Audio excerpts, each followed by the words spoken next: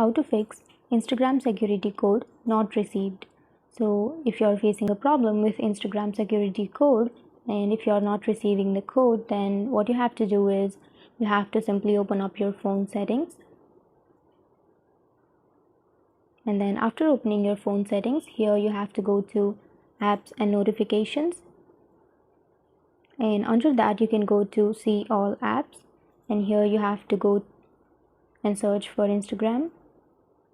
And after opening your Instagram on your settings, you have to go to the first option, which is notifications. And the main reason is you have your notifications off.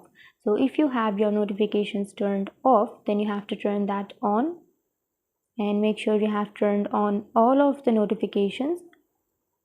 And now if you go back and if you check the Instagram code and if you tap on resend code, you can receive the code again. But if this still doesn't fix your issue, then you have to check that either you have a stable internet connection or not.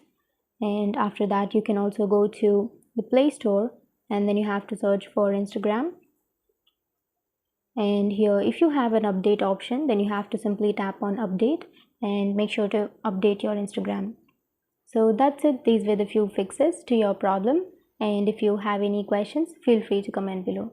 Thanks for watching.